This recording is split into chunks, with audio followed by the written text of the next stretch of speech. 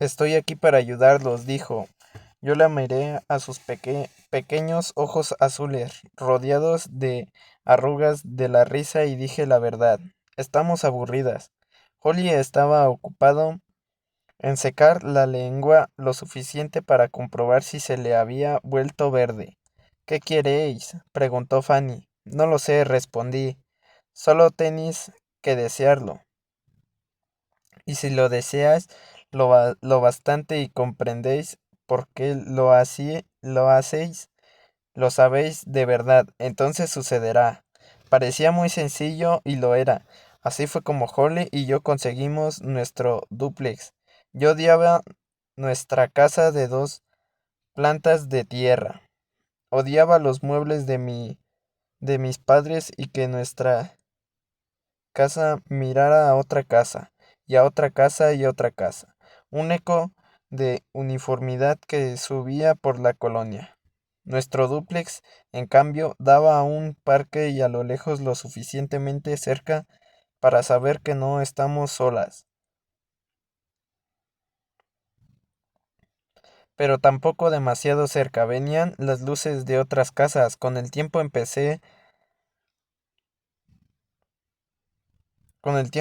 a desear más cosas. Lo que me extrañaba era cuánto deseaba saber lo que había Davido en la tierra. Quería que me dejaría hacer mayor. La gente crece viviendo, dije a Fanny. Yo quiero vivir, eso está descartado, contestó ella. ¿Podemos ver el menos a los vivos? Preguntó Holly. Ya lo hacéis, respondió ella.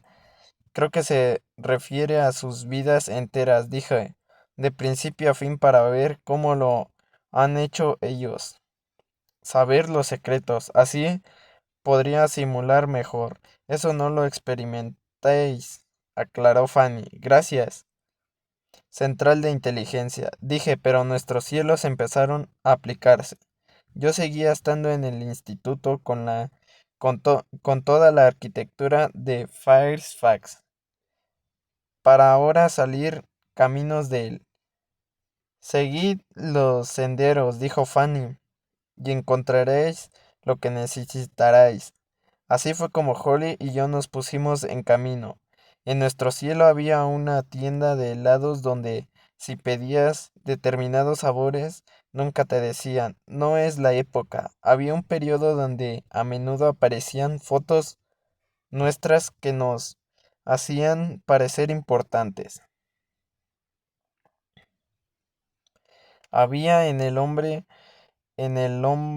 no, hombres de verdad y mujeres guapas, porque Holly y yo teníamos devoción por las revistas de moda. A veces Holly no parecía presentar mucha atención, y otras desaparecen mientras yo la buscaba. Era cuando iba a una parte del cielo que nos compartíamos, yo la echaba de menos. Entonces, pero era una manera extraña de echar de menos, porque a esas alturas conocía el significado de siempre. Yo no podía conseguir lo que más deseaba, que el señor Harvey tuviera muerto y yo viva.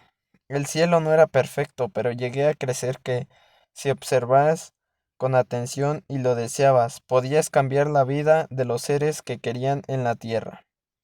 Fue mi padre el que respondió a la llamada telefónica el 9 de diciembre. Era el comienzo del fin. Dio a la policía mi grupo sanguíneo. Tuvo que descubrir el tono claro de mi piel. Le preguntó si yo tenía algún rastro distintivo que me identificara. Él empezó a describir minuciosamente mi cara y se perdió en ella. El detective Fernando lo dejó a continuar, ya que la siguiente noticia que debía comunicarle era demasiado horrible para interrumpirlo. Pero luego se lo dijo: Señor Salmon, solo hemos encontrado una parte del cuerpo. Mi padre estaba de pie en la cocina y le recorrió un desagradable escalofrío. ¿Cómo iba a decírselo a Abigail? Entonces, ¿no ya están seguros si está muerta? Preguntó. No hay nada seguro, respondió Len Fernerman. Esa fue la frase que mi padre repitió a mi madre. No hay nada seguro. Durante 3 noches no había sabido cómo tocar a mi madre o qué decirle. Nunca se había sentido desesperado al mismo tiempo. Por lo general, uno necesita al otro. Nunca se había necesitado a la vez.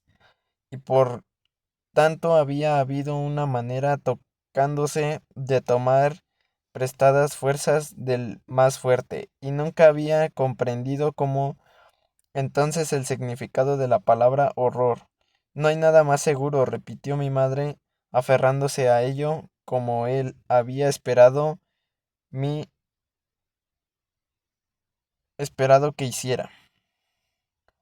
Mi madre era la única que sabía lo que significaba cada colgante de mi pulsera, de dónde lo habíamos sacado y por qué me gustaba. Hizo una lista meticulosa de todo lo que había llevado y cómo había ido vestida.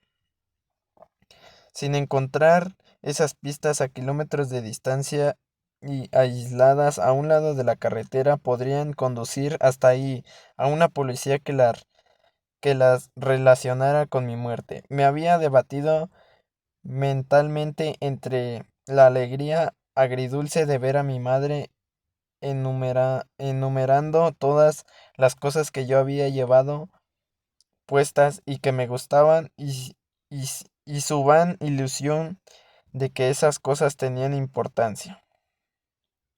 De qué desconocido que encontrara una goma de borrar de un mensaje.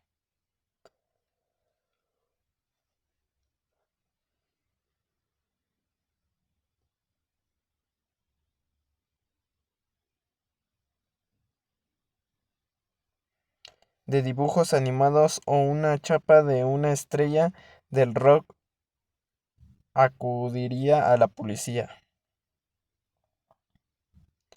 Después de la llamada de Len, mi padre le tendió una mano a mi madre y los dos se sentaron en la cama, mirándose fijamente al frente, mi madre como una zombie aferrándose a esa lista de objetos y mi padre con la sensación de estar metiéndose en un túnel oscuro. En algún momento se puso a llover. Me daba cuenta de que los, los dos pensaban lo mismo, pero no lo expresaban en voz alta. Que yo estaba ahí afuera en alguna parte bajo la lluvia, que esperara que no estuviera en peligro, que me hubiera resguardado de la lluvia en algún lugar y no pasar frío. Ninguno de los dos sabía quién se había dormido antes, con los huesos doloridos por el agotamiento. Se durmieron y se despertaron al mismo tiempo, sintiéndose culpables. La lluvia que había cambiado varias veces a medida que bajaban las temperaturas. Ahora eran granizo, y el ruido más pequeñas piedras de hielo contra el tejado los despertó a la vez.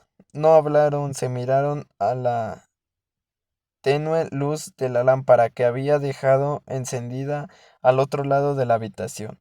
Mi madre se echó a llorar y mi padre la abrazó, le secó con las yemas de los dedos las lágrimas que corrían por sus pómulos y la besó con delicadeza en los ojos. Yo desvié la mirada mientras se abrazaban, la desplacé hacia el campo de trigo, para ver si había algo a la vista que la policía pudiera encontrar por la mañana. El granizo dobló los tallos y obligó a todos los animales a guardarse. A, a poca profundidad estaban las madrigueras de los conejos que tanta gracia me habían hecho, los conejos que se comían las hortalizas y las flores del vecindario y a veces sin darse cuenta llevaba veneno a sus madrigueras. Entonces bajó tierra y muy lejos de la mujer o el hombre que había rociado su huerto de cebo tóxico, toda una familia de conejos se acurrucaban para morir. La mañana del día 10, mi padre vació la botella de whisky en el fregadero de la cocina. Lindsay le preguntó por qué lo hacía. Tengo miedo de bebérmelo, dijo. ¿Quién ha llamado? Preguntó mi hermana. ¿Llamado? Te he oído decir que lo siempre dices de la sonrisa de Susie, de las estrellas que estallan. ¿He dicho eso? Te has puesto un poco cursi. Era un poli, ¿verdad? Nada de mentiras, acordó Lindsay. Ha encontrado una parte de un cuerpo. Podría ser de Susie.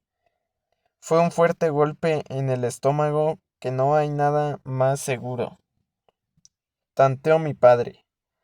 Lindsay se sentó a la mesa de la cocina. Voy a vomitar, dijo. Cariño, papá, quiero que me digas qué es, qué parte del cuerpo es, y luego tendré que vomitar. Mi padre bajó un gran recipiente metálico, lo llevó a la mesa y lo dejó cerca de Lindsay, antes de sentarse a su lado. Está bien, dijo ella, dímelo. Un codo. Lo ha encontrado el perro de los Hilbert. Mi padre le cogió la mano y entonces ella vomitó como había prometido hacer en el brillante recipiente plateado. Más tarde esa mañana el cielo se despejó y no muy lejos de mi casa la policía acordó el campo de trigo y emprendió su búsqueda. La lluvia, aguanieve, nieve y granizo, al derretirse y mezclarse había dejado en el suelo empapado. Aún así, había una zona donde había removido recientemente la tierra. Empezaron a cavar por ahí, en algunas partes, según se averiguó más tarde en el laboratorio. Había una fuerte concentración de mi sangre mezclada con la tierra, pero en esos momentos la policía se sentía cada vez más frustrada.